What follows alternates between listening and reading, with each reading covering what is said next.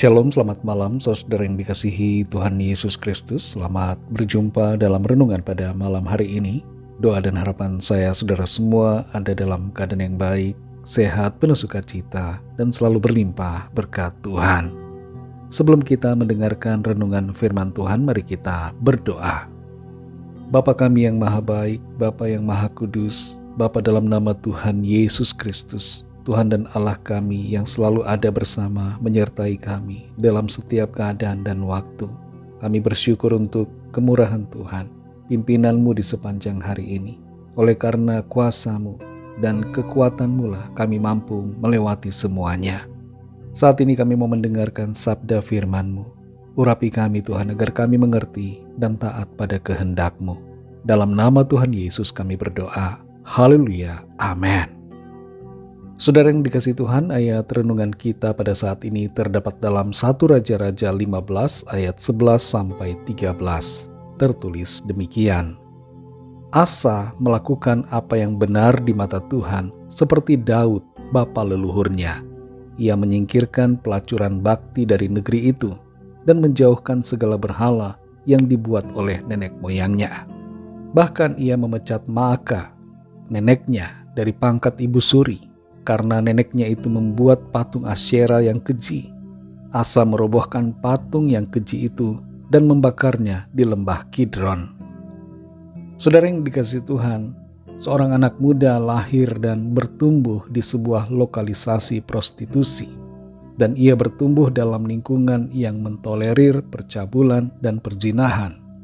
Bahkan ayahnya sendiri mengajarinya untuk hidup dalam dosa.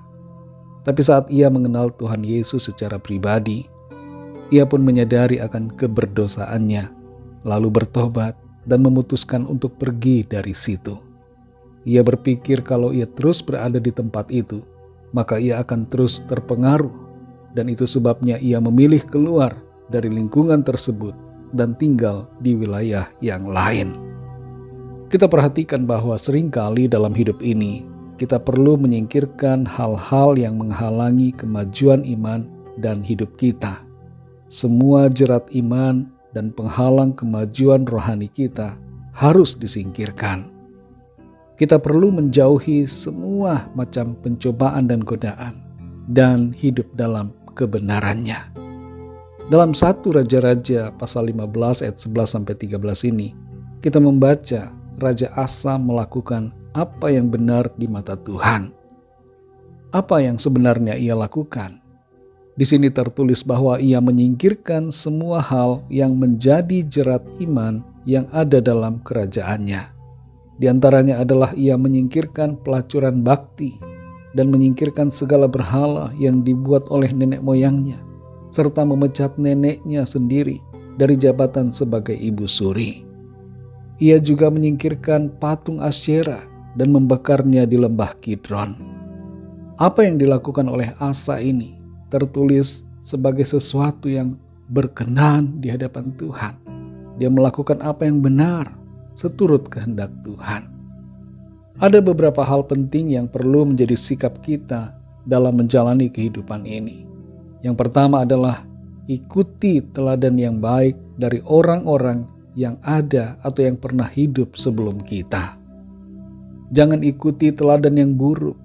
Raja Asa mengikuti teladan baik dari Raja Daud, sedangkan teladan yang buruk tidak ia adopsi.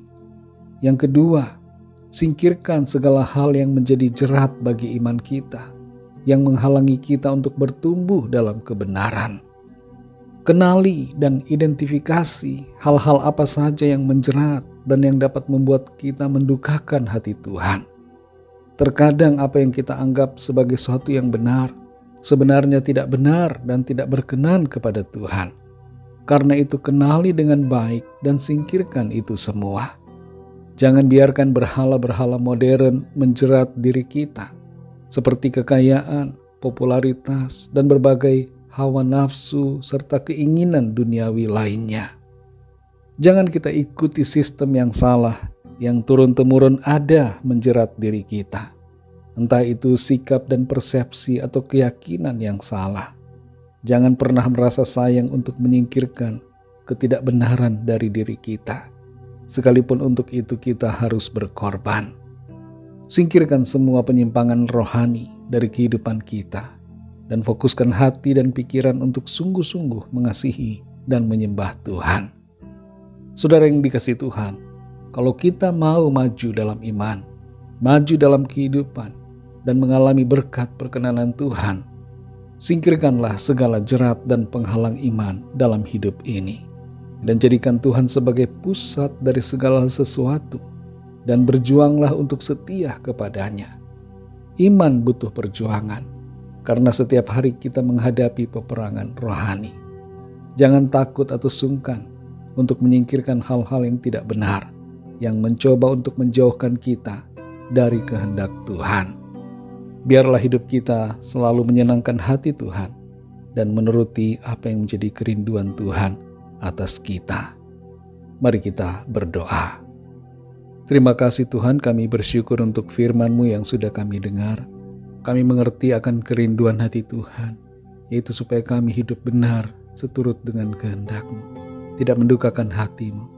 Tolong kami Tuhan, berikan kami kepekaan untuk mengerti hal-hal apa yang ada dalam hidup kami, yang menjadi jerat dan penghalang bagi iman kami, sehingga membuat kami tidak bertumbuh secara rohani dengan benar. Tolong kami Tuhan, supaya kami mengenali semua hal yang menjadi penghalang dan jerat, dan menyingkirkan semuanya itu dari kehidupan kami. Bukakan mata rohani kami Tuhan, untuk dapat sungguh-sungguh melihat dan berani menyingkirkan semuanya yang menjadi penghalang-penghalang iman. Terima kasih untuk firman-Mu. Malam ini kembali kami akan beristirahat. Kami mohon berkat perlindungan Tuhan atas setiap kami. Berikan kami ketenangan, hati yang penuh sukacita, damai sejahtera, dan berikan kami tidur yang nyenyak sepanjang malam ini. Bangunkan kami kembali besok pagi dengan kekuatan baru, tubuh yang sehat diberkati Tuhan, untuk kami pakai memuliakan Tuhan dalam segala aktivitas kami. Kami berdoa mohon lawatan Tuhan atas setiap kami yang sakit dan dalam pergumulan. Tuhan jamah dan sembuhkan. Berikan kekuatan baru, kesehatan yang sempurna, berikan pemulihan. Lawatan Tuhan kami percaya terjadi saat ini. Ada kuasa Tuhan yang mengalir atas setiap tubuh yang sakit. Dan oleh kuasa darah-Mu, segala penyakit kami disembuhkan. Kami berdoa juga Tuhan jamah bagi setiap yang sedang dalam pergumulan masalah, agar kuasa Tuhan dinyatakan, mujizat Tuhan terjadi, ada pertolongan Tuhan yang ajaib. Terima kasih Tuhan, ampunilah kami akan kesalahan dan dosa kami, seperti kami juga mengampuni orang yang bersalah kepada kami. Kami bawa kepadamu bangsa dan negara kami Indonesia, juga semua bangsa di dunia ini.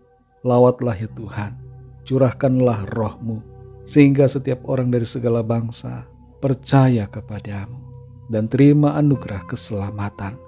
Terima kasih Tuhan, segala puji hormat syukur hanya bagi nama-Mu. Dalam nama Tuhan Yesus Kristus, kami sudah berdoa dan mengucap syukur. Haleluya. Terimalah berkat Tuhan. Tuhan memberkati engkau dan melindungi engkau. Tuhan menyinari engkau dengan wajah-Nya dan memberikan kasih karunia. Tuhan menghadapkan wajah-Nya kepadamu dan memberikan damai sejahtera. Berkat anugerah dari Bapa Surgawi, kasih karunia dari Tuhan Yesus Kristus, dalam persekutuan dan penghiburan Roh Kudus, menyertai kita semua sekarang ini dan sampai selama-lamanya. Dalam berkat nama Tuhan Yesus Kristus. Haleluya. Amin. Puji Tuhan, saudara yang dikasihi Tuhan, saya percaya firman Tuhan menjadi berkat dan kekuatan buat saudara semua, dan Roh Kudus akan menolong saudara untuk lebih lagi memahami kebenaran firman Tuhan. Tuhan Yesus memberkati saudara semua. Sampai jumpa dalam renungan yang berikutnya. Haleluya.